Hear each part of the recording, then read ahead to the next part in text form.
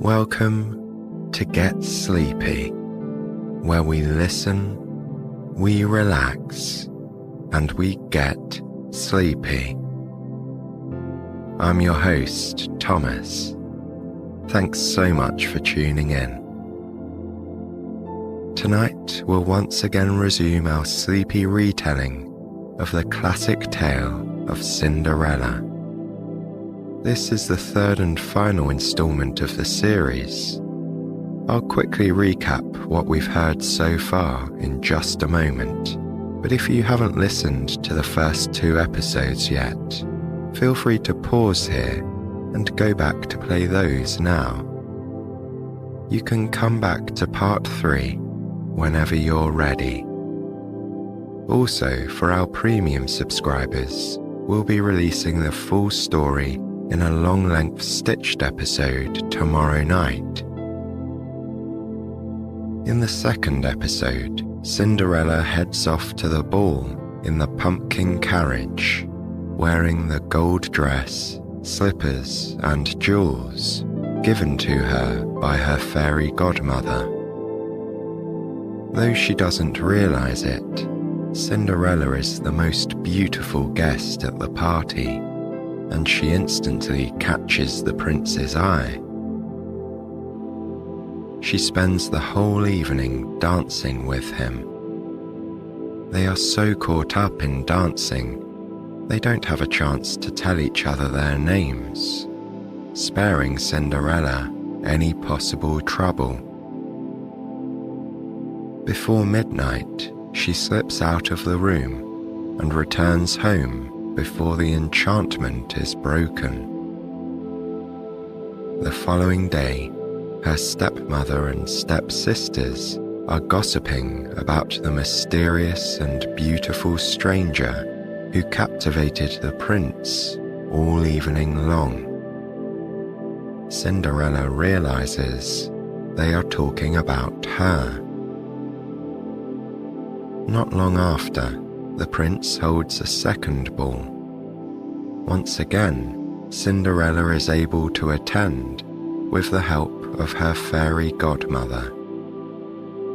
She and the prince spend another magical evening together, dancing until nearly midnight. Though she's had a wonderful evening at both parties, Cinderella understands she likely won't have the chance to see the prince again. Feeling a little forlorn, she lays down for a nap. Shortly, we'll pick up the tale with Cinderella waking up after a long and restful sleep. But first, let's make sure we're ready for a restful sleep of our own. So get comfortable in bed, making any adjustments you need. And when you're ready, gently close your eyes. Know that you are in the right place to enjoy a peaceful rest. Just by hitting play on this episode and settling into bed, you've already kick-started your night of rest and recovery.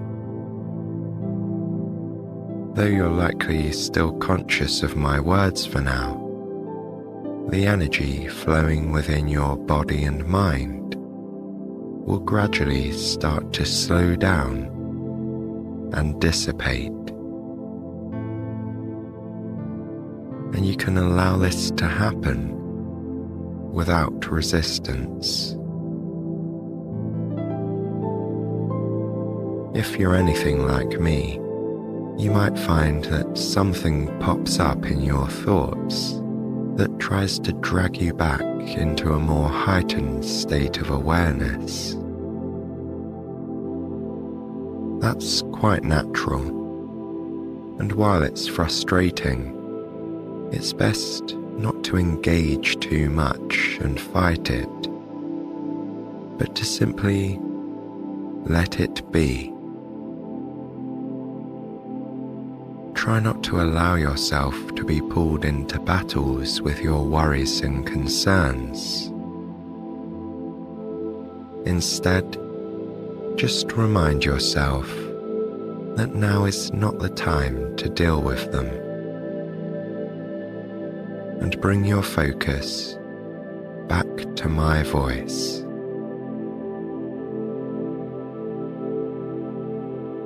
Enjoy a nice deep breath with me now, breathing in for 1, 2, 3, 4, 5, and back out for 5, 4, 3, 2, 1. Perfect. Now we're ready to return to our fairy tale for the final part of Cinderella. So continue to enjoy your peaceful rest as we rejoin Cinderella, who's waking up to a new day. This is where our story begins.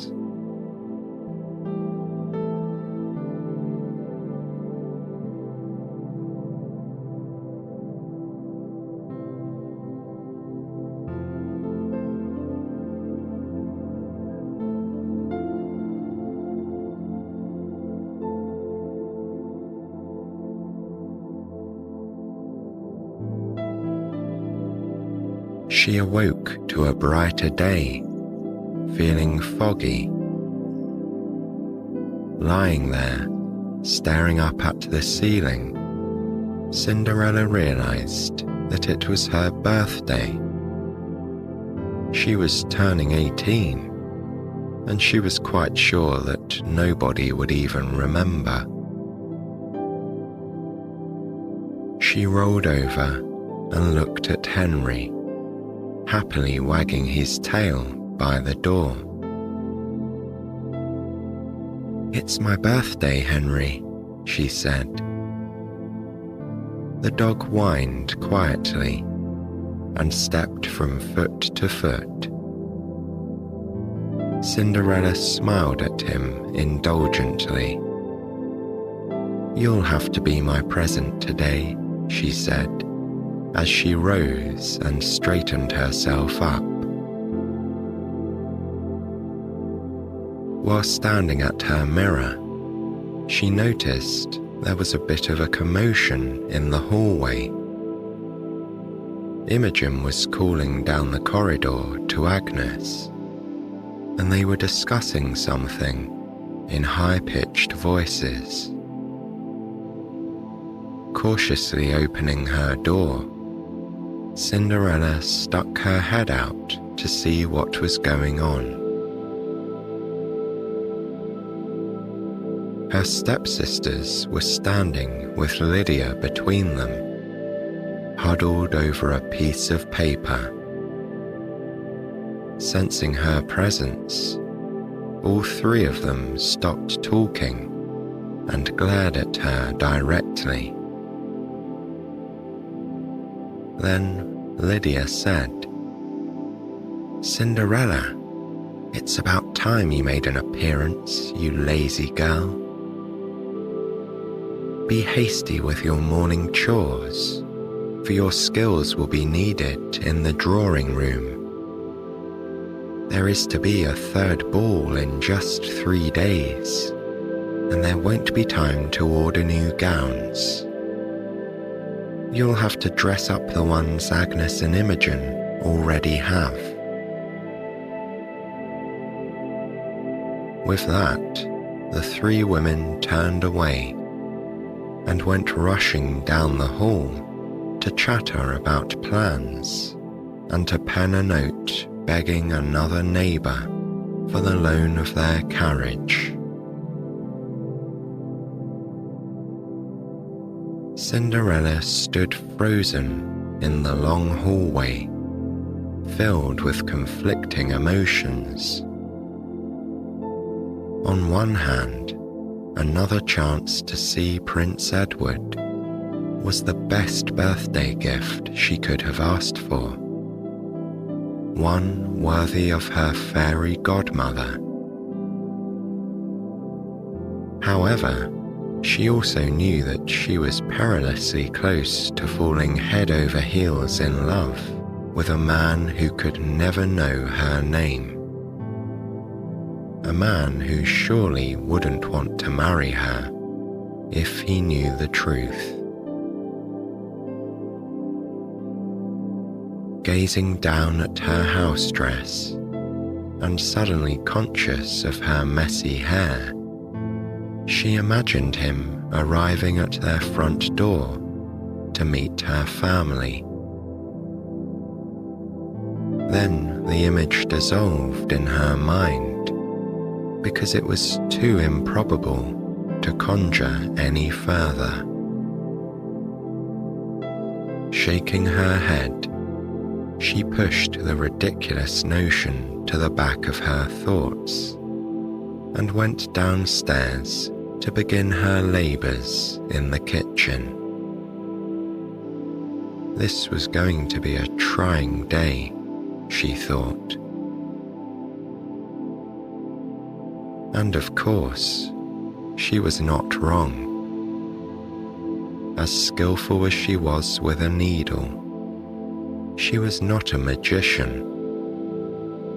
It would have taken the arts of her fairy godmother to create the impression that Agnes and Imogen had new dresses.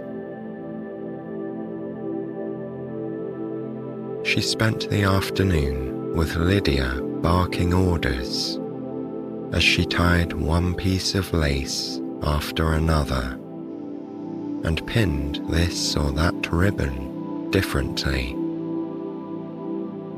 In the end, she was tasked with a series of alterations that would keep her quite busy until the ball.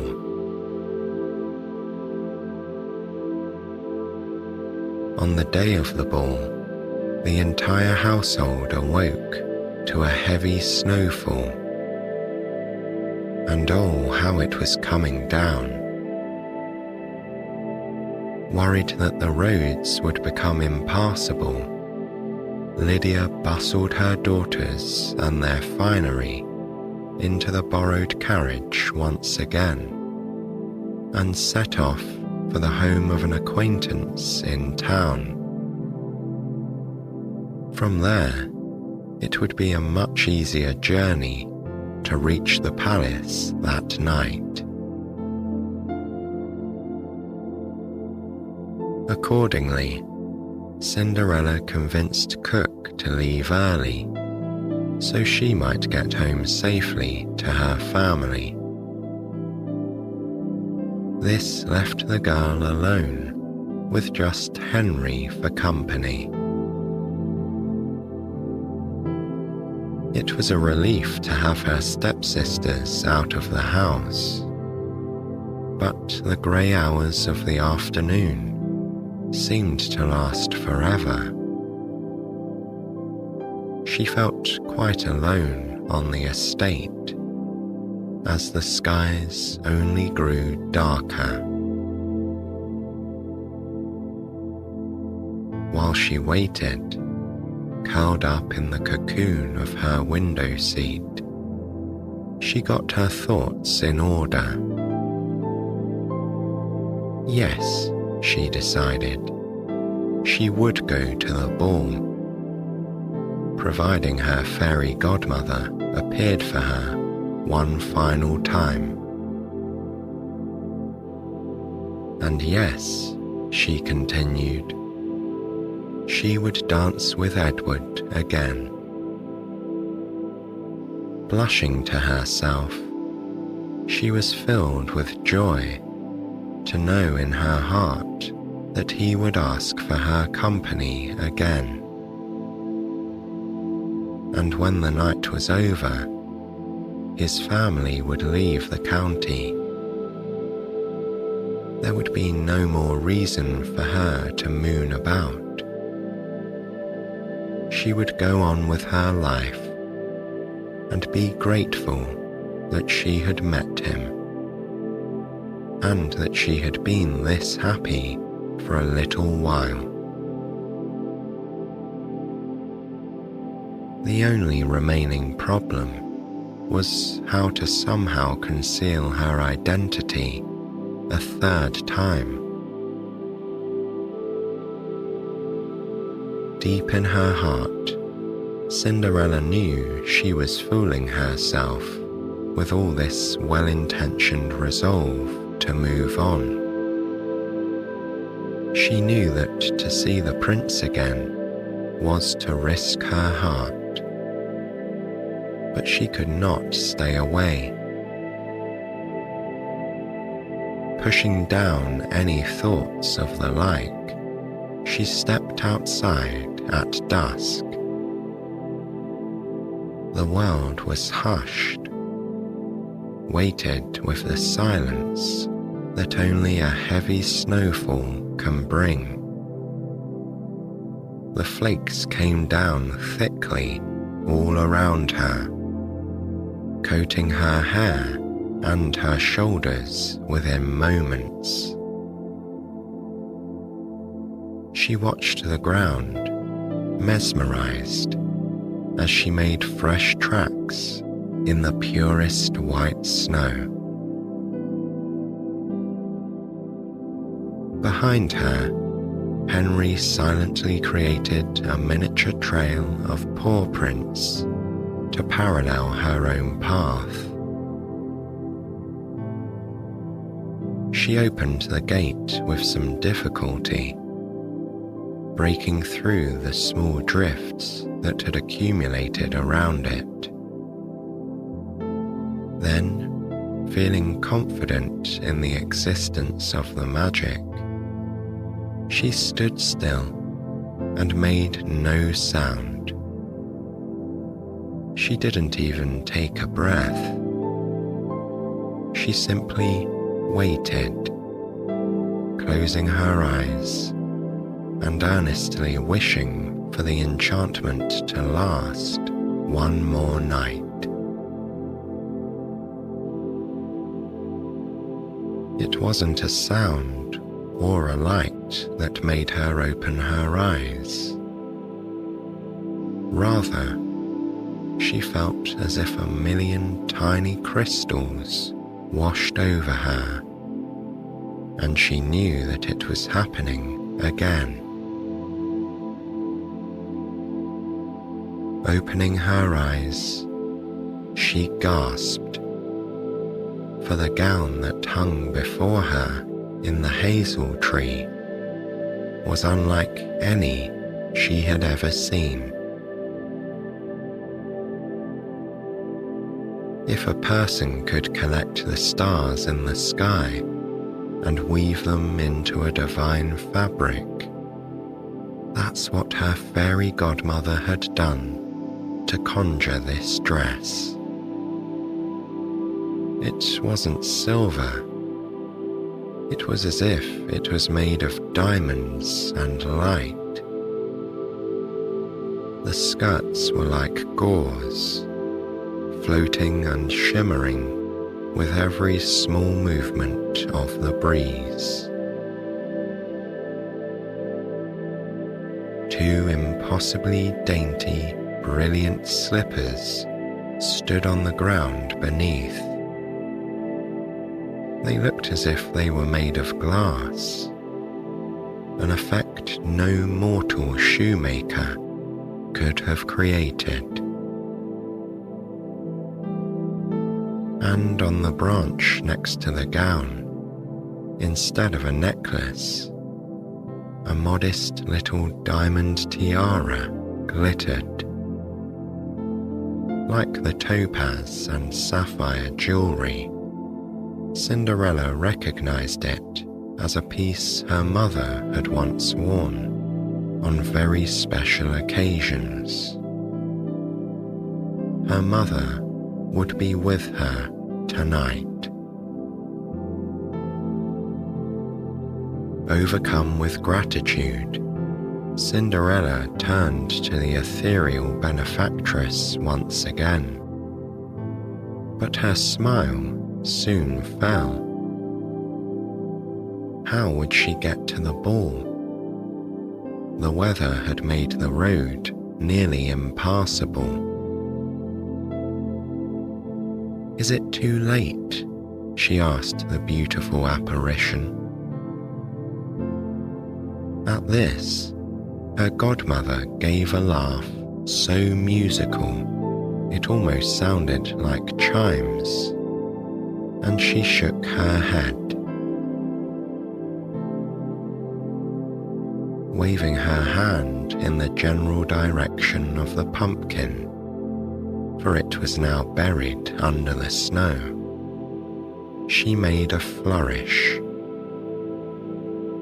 In seconds, a handsome sleigh had appeared in the drive. Then, as a furry white rabbit hopped across the garden, her godmother waved the other hand. Instantly, it had disappeared, and a beautiful white horse stood hitched to the sleigh instead. And of course, Henry followed moments after in his transformation. This time, he'd be driving her to the ball in high style, on metal runners that flew across the ice and snow. Hardly able to contain herself, Cinderella turned in a circle, knowing that she would soon be dressed in the delicate, starry gown. And she was. But even as she sensed the skirts settling around her, she was also aware of a luxurious velvet cloak that covered her. It protected her perfectly styled curls with a capacious hood and sheltered her from the ice and snow. The little tiara sparkled elegantly in her hair. Henry helped her into the cushioned back seat of the silver and red sleigh, and then took up his position in the front. Cinderella turned to her godmother with happy gratitude. She was not surprised to receive the familiar reminder about being home by midnight. "This will be a beautiful evening," her godmother said. But then, more sternly, she urged, "Do not test the limits of the magic. The midnight hour is still the moment of its expiration. If you stay too long, you'll find yourself in a mess. Be sensible, and all will be well." Eager to be off, Cinderella issued a solemn promise to be responsible.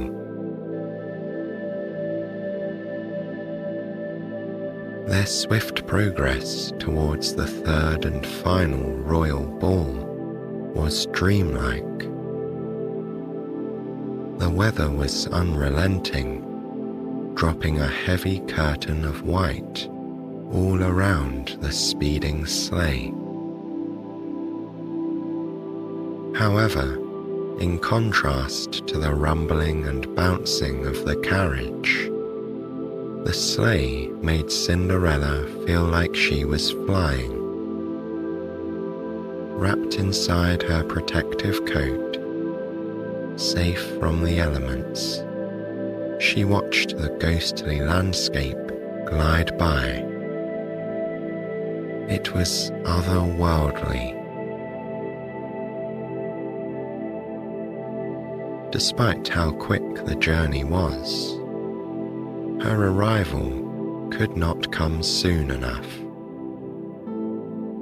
She was acutely aware that this would be the last time, that these would be her last dances and smiles with Edward. She was simultaneously eager to begin the evening and loathsome for the inevitable end of it to approach. When her sleigh pulled up to the front steps, the footmen at the door seemed impressed, pulling themselves up a little taller. The man who helped her step down forgot his usual deferential pose and looked up at her with open admiration. Even hidden under her cloak as she was, her arrival made a stir. As she gingerly made her way up the steps to the front door, another servant bowed low, motioning her inside. This time, coats and capes were being taken from the guests and whisked away to a nearby room. The visitors were then introduced once the ladies had been given an opportunity to rearrange their garments and their hair.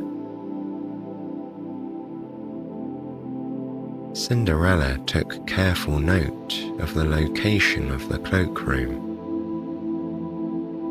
Then she stepped into the shadows near the ballroom entrance and swept in behind another family who had just been announced. Breathing a sigh of relief, she stood on the side and looked around to get her bearings. But it was impossible for her to remain unnoticed. An audible gasp seemed to travel around the room as the other guests took in her astounding beauty. Amid all the other fine silks, heavy velvets, and demure ribbons and laces, her gown was truly a sight to behold, and she glowed from within.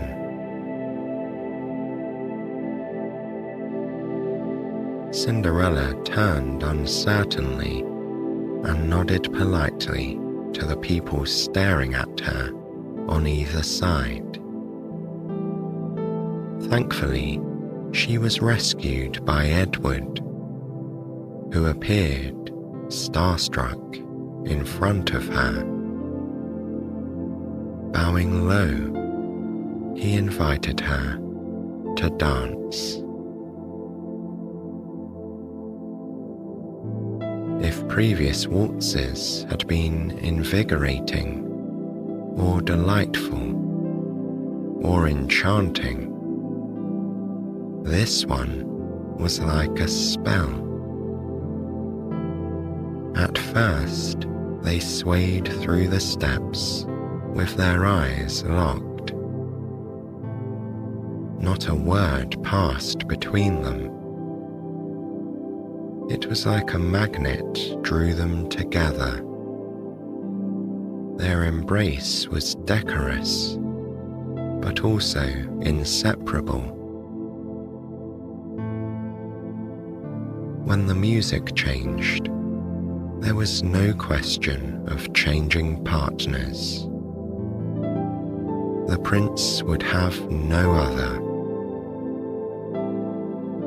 With curiosity, he asked her why she kept leaving unexpectedly, without offering an explanation.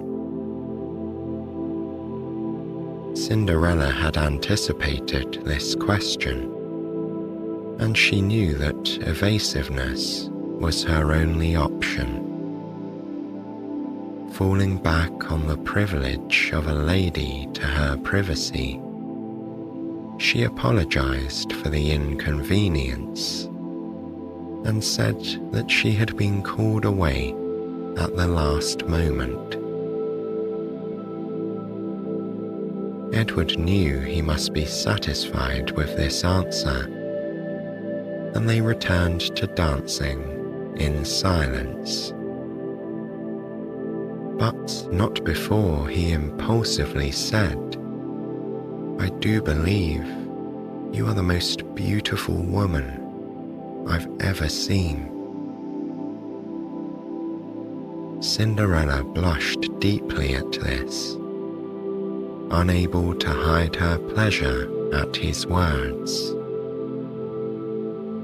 Looking back steadfastly at his kind eyes and his handsome smile, she responded that he looked very fine himself,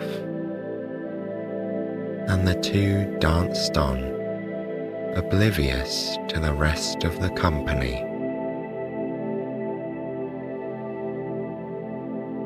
After a time, Edward asked her when she was going to tell him her name.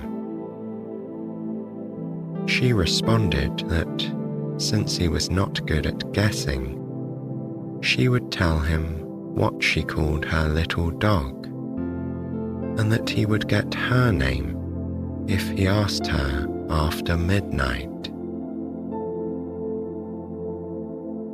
Playing along with her game, he said, "Well then, let's have it. What is your dog's name?" "It's Henry," she said decisively. "Well," he responded with a skeptical look, "I must say, I think Jasper would be better." Then both of them laughed, and he whirled her faster around the room. Soon, he spoke again. "You have to tell me something about yourself. Do you play the piano?" At this, Cinderella shook her head. "I'm afraid any man who wishes to hear the piano in my company must play it himself," she responded with gravity. This did not seem to bother the prince at all. He asked her another question. "Is there any type of book you like to read?" At this, Cinderella brightened. "Yes, I love to read. My father has, or had, quite a collection of books. I like to read histories, poetry, well, everything really." The prince smiled broadly at this. He responded, "I do love histories. I'm intrigued by stories of the world. I wish I could go adventuring, but..." He cocked his head at his mother and father, seated in their grand chairs. "I am not really afforded the freedom to do that right now." Cinderella nodded sympathetically, and they continued their turn around the room. Then, wistfully, Edward asked her to tell him just one more thing about herself. Anything. Pondering the question for a moment, she responded, "Last week it was my 18th birthday." brightening, Edward wished her a very happy birthday. At this, she felt butterflies in her stomach, and she looked down as if concentrating on her footwork. They both wished the night would never end. But end it must, and the time came when Cinderella knew she would have to break her own heart by carrying out a secret departure. She told Edward she was taking some air in the foyer, for the outdoor balcony was quite buried in snow. Her plan had been to slip into the cloakroom, but an unexpected obstacle appeared in the form of Agnes, who seemed to be pursuing the company of a young gentleman. The awkward pair was standing right in front of the door. As the minutes ticked by, Cinderella lingered in the foyer, waiting. She waved to Edward, who stood across the ballroom, occasionally glancing in her direction. Then she made a motion to fan her face, as if she was still too warm. The minutes dragged on. Finally, at least 5 minutes after the clock had tolled 11:30, Agnes released her hold on the hapless gentleman, returning to the ballroom. He hastily walked away, and Cinderella saw her chance. Slipping through the door, she located her cloak and pulled it around her, covering her head. Then she glided calmly through the foyer, making straight for the front door. Henry was waiting at the foot of the stairs with the sleigh, and she quickened her step. But right in the middle of the stairs, she slightly lost her footing, and one of her delicate slippers fell off her foot, becoming lodged in the deepening snow. As the footmen cried after her that they would assist, she knew she did not have time to stop, nor could she afford to be noticed further. Leaving the precious slipper behind, she made haste to the sleigh and climbed into the back seat, her cloak and her skirts ballooning behind her. Quick as a rabbit, the white horse took off, pulling the sleigh smoothly in its wake. As the sleigh darted away from the palace, Cinderella chanced a final glance into the darkness behind her. The footmen stood on the steps, holding her shoe, clearly in a commotion. For a third time, she had escaped the ball without offering an explanation. This time, however, just barely. During the speedy trip home, the snow finally stopped falling, and the moon emerged from the clouds. The eerily beautiful landscape seemed to lie purposely still, willing the sled to travel faster. Onward, onward, the hills and the snow-covered trees seemed to whisper, "Do not delay." In the end, Cinderella and Henry almost made it to the front door, but not quite. At the gates of the estate, the sleigh vanished, and Cinderella felt herself tumble into a snowdrift. Pulling herself up in a daze, she lifted her eyes just in time to see a white rabbit darting across the moonlit lawn. Henry sat nearby, shaking ice off his coat. Cinderella sat in the wet snow, oblivious to the cold.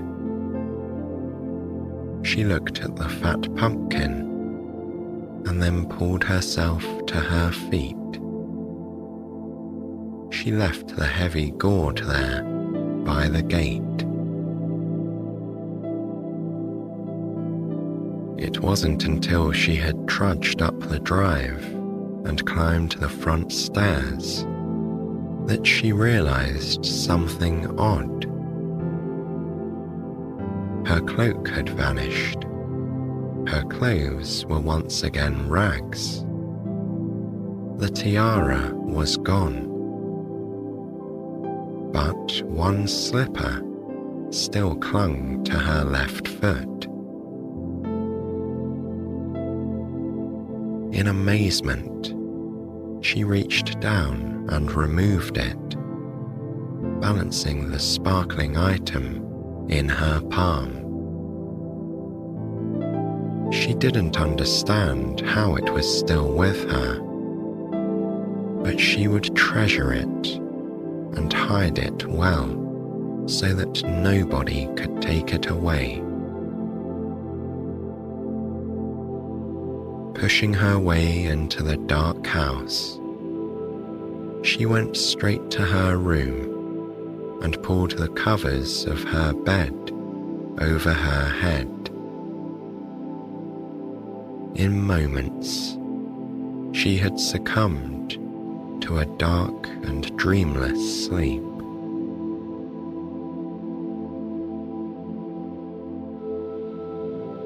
She awoke in the mid-morning the next day to a brilliant winter wonderland outside the window.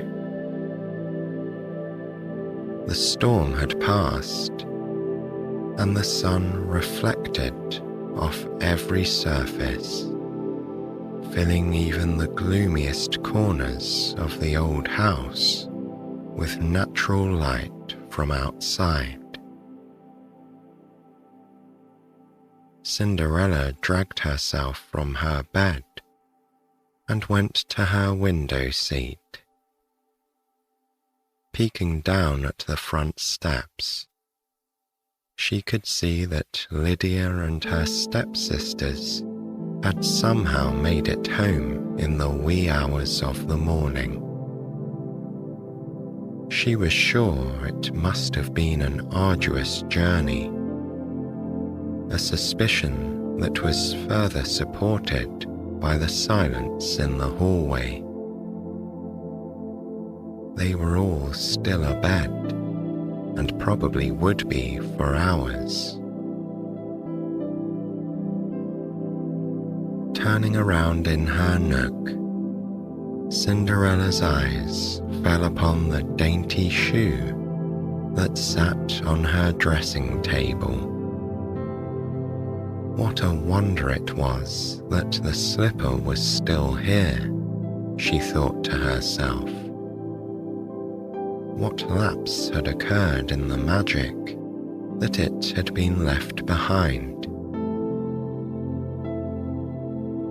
Perhaps it had something to do with the fact that she had lost the other one at the palace. She could make no sense of it, but she was happy to have it as a memento of what she was sure she'd remember as one of the best nights of her life.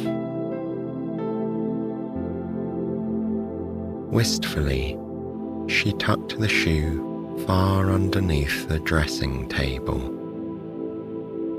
She smiled at Henry, who wagged his tail sympathetically at the door. She would have plenty of days to fill with memories of Edward in the future. But right now, she knew that the cook would be downstairs in need of her assistance. As before, her stepsisters rose and dressed in mid-afternoon. They then lounged about in the parlour, idly gossiping about the events of the ball. As before, they expressed annoyance with the mysterious lady who had once again danced all night with Prince Edward. To think, Agnes complained, that we were there 3 times and never even got to meet him. Imogen agreed that it was ridiculous and sniffed that it was just as well he was leaving the county, as his dances were becoming quite tiresome. Cinderella shook her head to herself as she dusted the portraits in the corridor outside. She knew that her stepsisters were going to have to return to a reliance on country visits to other households in order to meet any young gentleman now. Lydia was sure to be in a terrible mood. The warmth of the sun began to melt the snowdrifts that day, and by the time the household awakened the next morning, it seemed like the world was coated in glass. Icicles hung from tree branches and from the eaves of the house. The snow was not as deep as it had been the day before, and the roads had become much more passable for horses and carriages. Nonetheless, accustomed as they were to isolation, the ladies were quite surprised to see a very richly appointed coach approaching the house in the late afternoon. Their curiosity turned to outright amazement when Prince Edward stepped out of the conveyance. He approached the house, followed by a haughty-looking footman who appeared to be carrying a sparkling slipper. Without understanding how Prince Edward's arrival was even possible, or speculating that a mistake might have been made, Agnes and Imogen plunged towards the mirror, tidying their hair and pinching their cheeks. There was no time to change their clothes. He was climbing the steps at that very moment. They hastily positioned themselves at the top of the stairs, but on the way there, Imogen had the idea to make sure Cinderella was hidden away knowing that the key to Cinderella's own room had been confiscated by Lydia.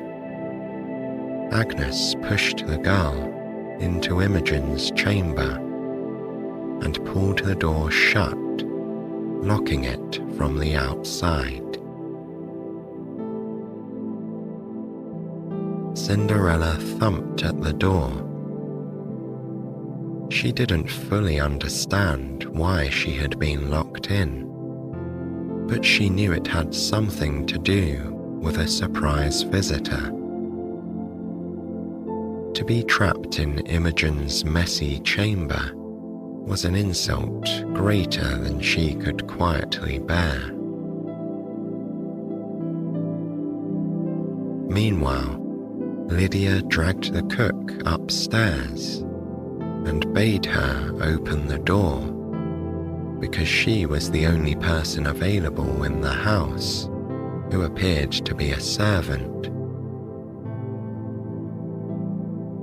Once that charade was complete, the prince's footman announced that they had come to visit the young lady in the house, who was 18 years of age. They were, in fact, visiting every house in the county where an 18-year-old debutante lived. They were in search of the young lady who happened to be the owner of this unusual shoe. Saying this, the footman held up the slipper with a flourish. Standing behind Lydia on the stairs, Imogen's eyes widened. She knew it was not her shoe, but as she was the only visible 18-year-old lady in the house, she was determined to seize the opportunity. As Lydia swept aside, inviting the royal visitors in, Imogen sashayed front and centre and dropped a comically low curtsy. Meanwhile, Agnes pouted on the stairs. It was outrageous that Imogen should be the one to get a chance at the prince. The footman looked sideways at Edward with an expression of skepticism. Likewise, Edward seemed crestfallen. This could not possibly be the ethereal creature he'd fallen in love with over the past few weeks. Sensing his hesitation, Imogen took action. "Your Royal Highness," she began, her voice dripping with sweetness. "I am so grateful to you for bringing my slipper back. Regretfully, the other was lost in the storm on the way home last night. However, I'm quite sure this one is mine." The prince peered at her again, cocking an eyebrow. Lydia's smile was frozen on her face. Seeing that Edward was about to withdraw, she pressed him further. "Imogen is right about the sad loss of her other slipper. However, might she not try it on for you? I'm quite sure it will fit like a glove." At this, Agnes snorted from the stairway, earning herself a pointed look from her younger sister.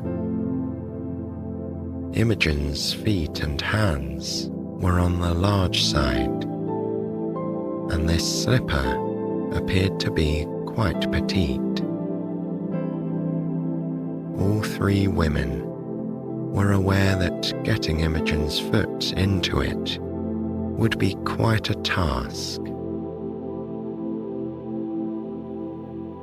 Before the prince could object, Lydia motioned impatiently to Cook that she should bring a chair. Rolling her eyes, the weary woman fetched one from another room, placing it squarely in the middle of the foyer. Imogen seated herself with great airs, behaving as she supposed a great lady might.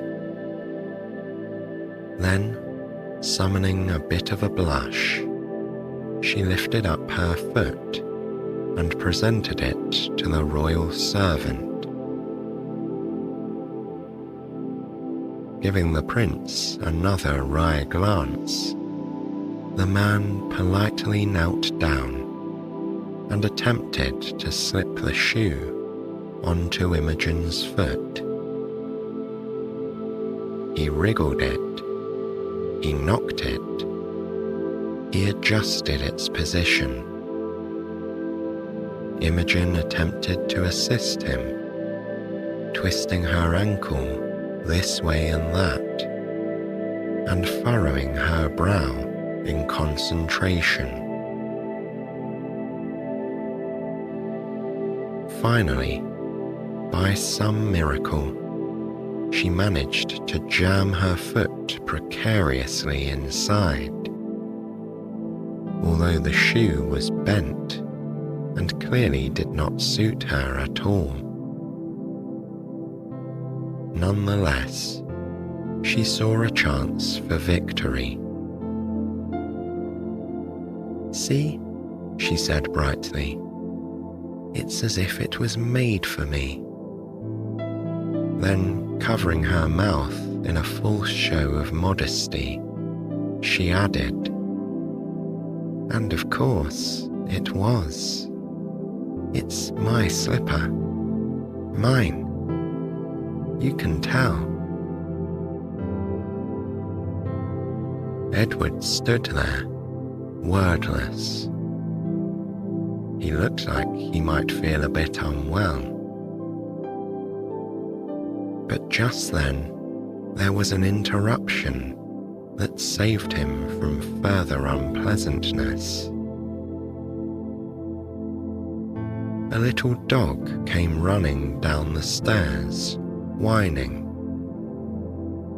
Dodging Agnes and her skirts, he leapt into the foyer, darted around Lydia, and sat in front of the prince with a shoe in his teeth.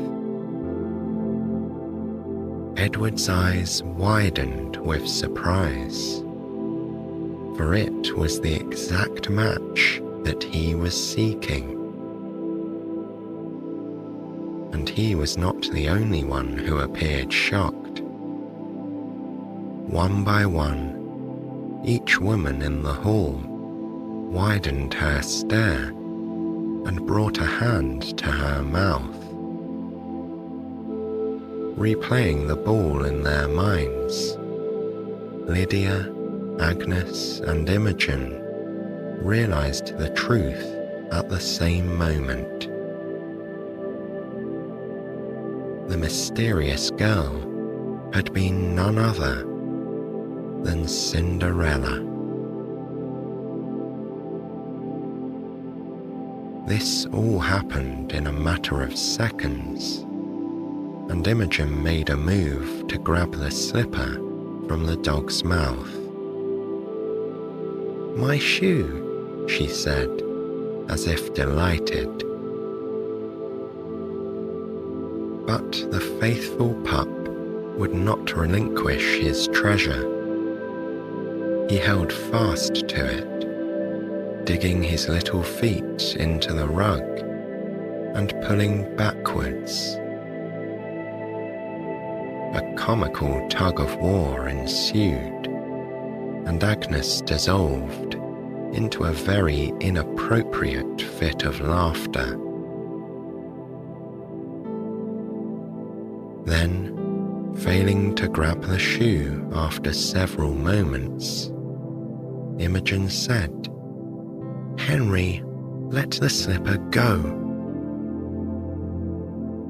And then it was in her hands, but it was too late. Edward had heard the name that his beloved called her little dog. Looking at Lydia with a piercing stare, he asked where the other 18-year-old lady of the house was. One would think at this stage of the ruse that the stepmother would have acknowledged Cinderella's presence and tried to play the entire thing off as a misunderstanding. But Lydia was not ready to give up. She folded her arms and said there was no other lady in the house, just a serving girl. So Edward said, "Please summon the serving girl."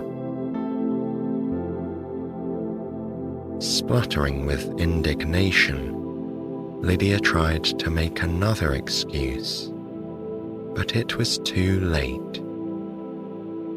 Agnes had gone upstairs and unlocked the door to Imogen's room, and Cinderella had appeared on the stairs above, dressed in her rags.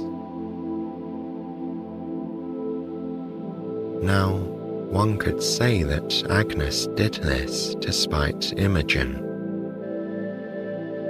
Or, if a person had a sunnier view, they could say that she finally repented for treating Cinderella so poorly.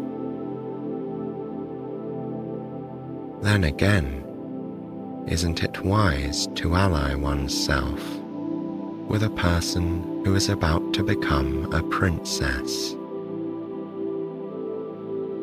Whatever reason Agnes had for helping Cinderella out of the locked chamber, the important point is, it happened.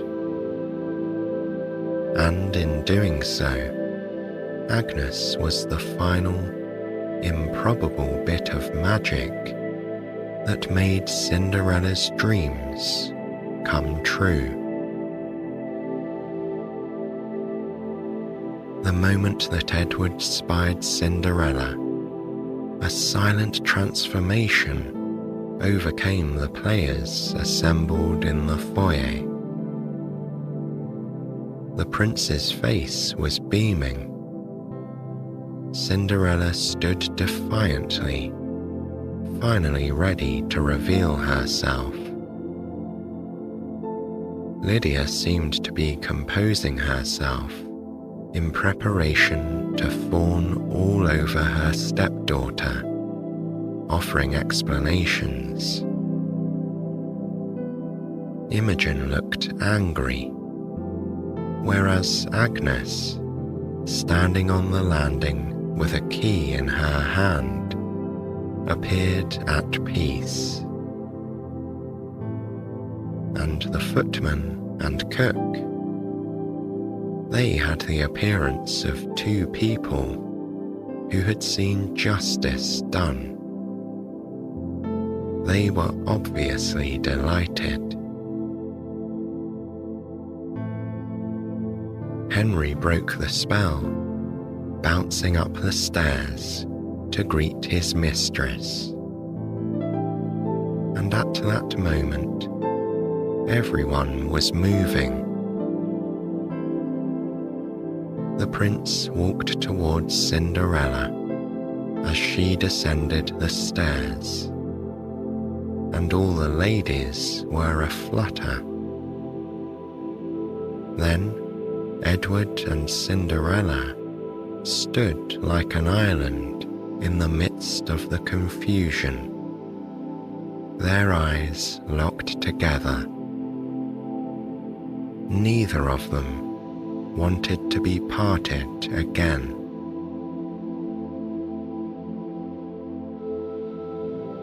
Cook made them comfortable in the parlour, and Lydia thought it best for the rest of them to withdraw, hoping the prince would overlook their terrible behaviour. When Cinderella shared the plain circumstances of her poverty with Edward, he was surprisingly unconcerned. "My parents certainly want me to choose a wife who will be a suitable partner in my public life," he said. "But your circumstances are not your fault, and we do not need money from your family. If you can tolerate my terrible taste in dog names, I would very much love it if you'd agree to be my wife." And, of course, she said yes, because she loved him. Having gained her acceptance, he furrowed his brow and appeared concerned. Afraid that something had occurred to him to prevent their marriage, Cinderella asked him what was wrong. "Well," he said, "you still have not told me your name. How incredible that I proposed to you without even knowing it."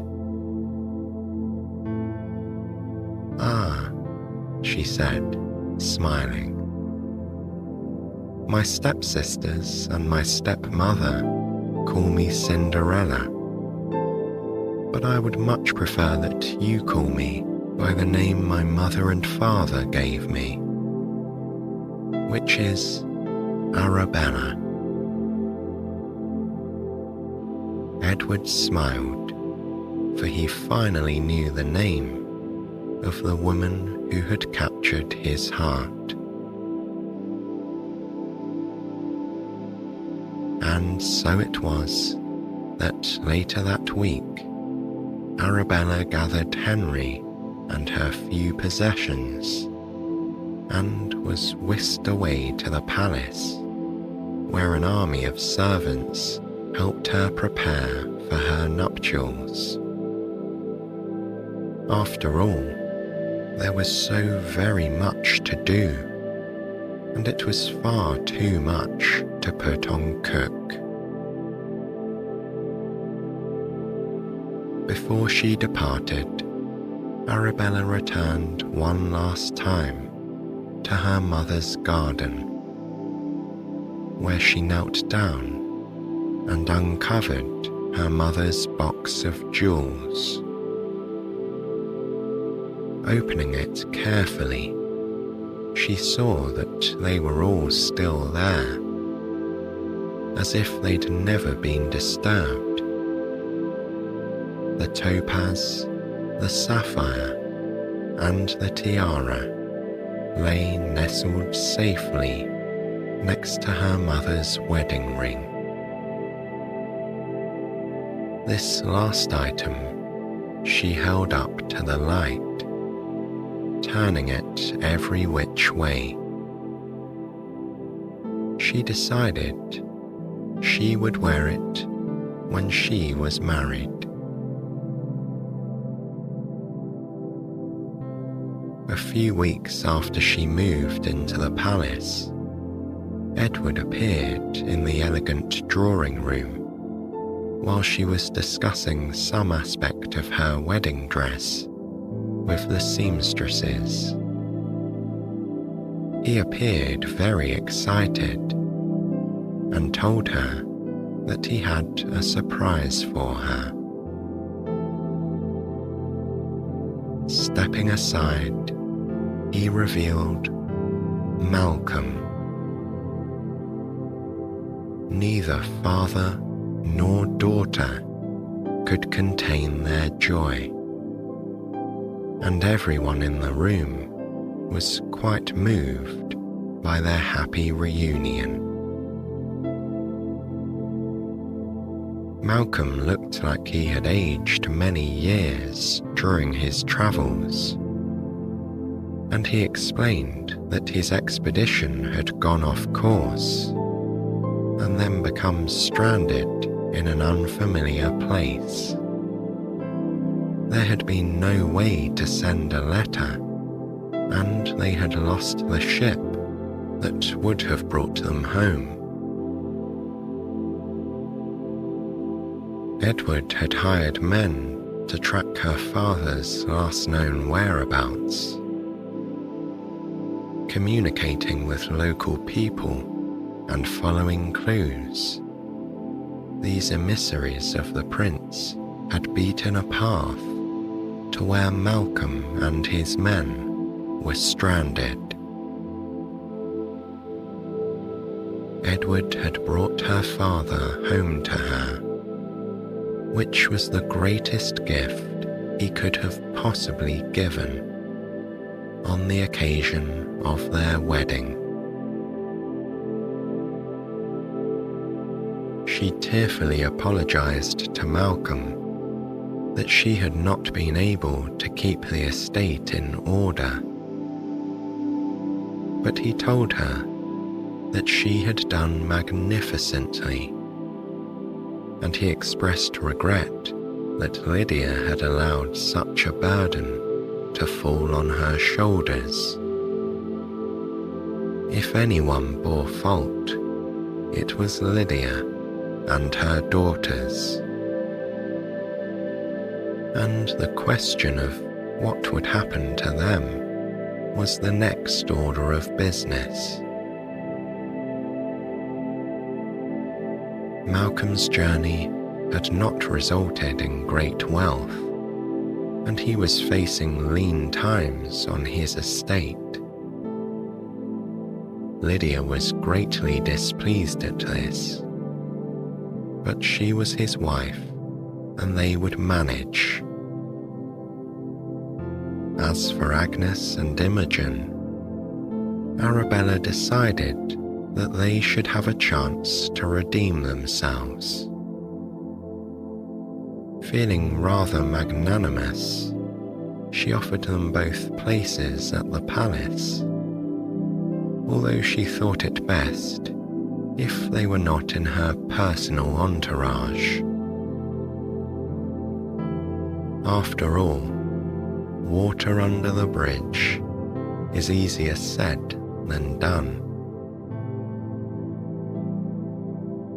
Both girls saw the opportunity as a chance to pursue a new life, and, as Arabella had hoped, a kinder one.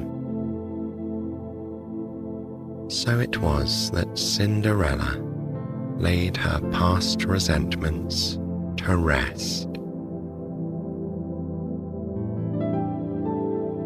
Of course, no fairy tale could be complete without a glimpse of its happy ending.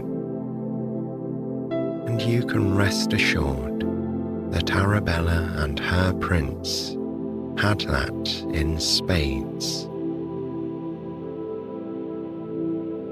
Their glittering wedding was the event of the decade. The most delightful people were invited, and the happy pair set off afterwards on a trip around the kingdom, where Arabella enchanted the people of one county after another. Edward also became quite close with Malcolm, who was rich in worldly experience, if not in funds. They spent many hours discussing the wonders of the world together and respected each other greatly. This made Arabella very happy. You'll want to know if Arabella's fairy godmother ever appeared again. And of course, the answer is yes. She may have been more of a breath on the wind, or an unexpected strain of music in an empty room. But Arabella had the sense that she was always there, somehow. Even when the newly minted princess had to travel far from her mother's garden, the spirit of magic somehow came along. With it, she never felt alone, and she knew that her mother, or godmother's love, was always protecting her and helping her remember to be beautiful both inside and out. Rest assured, Cinderella and her prince, most certainly, without a doubt, lived happily ever after.